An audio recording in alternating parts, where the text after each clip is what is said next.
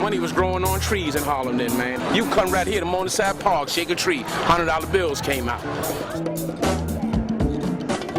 I think it was in the early 70s, man. I was just a kid, man, you know, and I was running errands, man, and he came in the park one day in Rolls Royce. Right there, anybody that was somebody wanted to be connected to him. We was moving on a grand scale for the times, unbelievable. We was kings in the game, you know. Kings, having fun, counting millions, man. We was in a different time, a different era. We just lived by a code that don't too many people live by now.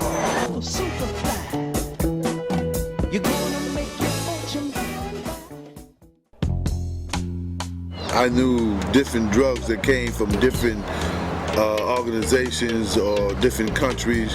From Southeast Asia, across Western Europe to Eastern Europe, from Eastern Europe to America. We was first step U.S. Turkish drugs, China white, French goods. New York City is narcotic central, man, for the whole Eastern Seaboard at that time. I learned how to put acid on the drugs, and it would turn certain colors as of the purity. If it was really, really good, it would turn dark green. You'll get a message from somebody in your block and say, listen, somebody want to see you. Be on 59th Street, Lexington Avenue in 3 days at 1 o'clock in the afternoon. I gave you a bag of dope, a bag of quinine, and a bag of Bonita. You mix it.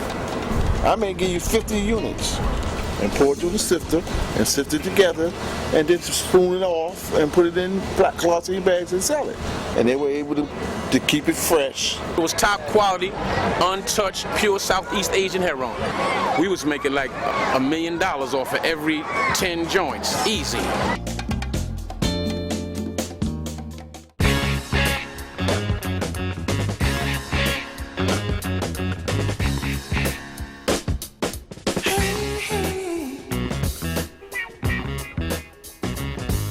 Down like that October, by December I had like maybe $200,000-300,000 that belonged to me.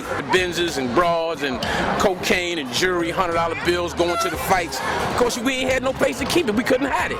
Because you can't hide $2-3 million in fives and singles.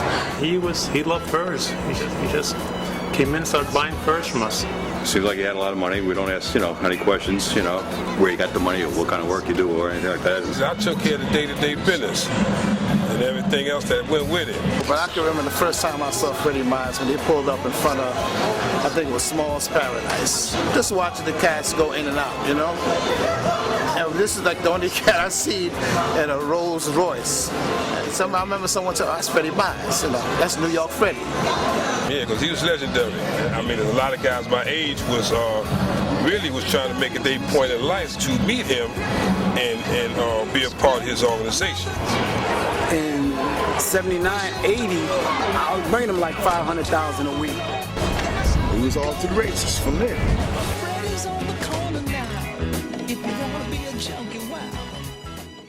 And how was that being in jail? How was that experience?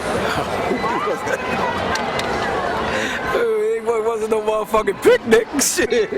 That was the experience.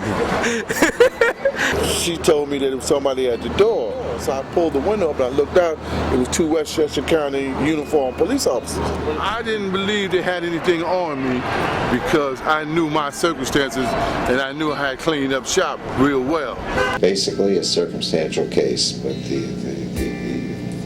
the vast amounts of money and jewelry that were taken was quite impressive to a jury. You know, the newspaper article said, man, that he was doing $9 million a week, man. But we did the best we could. We didn't get our lives taken from us through violence or through the criminal justice system. All the guys on the floor were standing around the TV watching it, on Channel 7, ABC News. So it stayed on the news. It was on TV, it was on the news, everything, man. It was on the news, 6 o'clock news.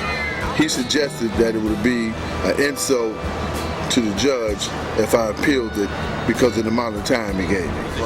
His position is, man, do what you got to do, I'm going to handle mine. Good man, 1,000% strong, 1,000% stand up in the life that we live. We both did a lot of time because we not rats, Not being a rat, you got to pay a cost for that.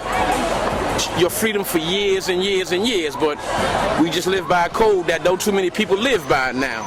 We live by the code to keep it real, man. Keep your mouth shut under any and all circumstances and suffer the consequences of your actions, man.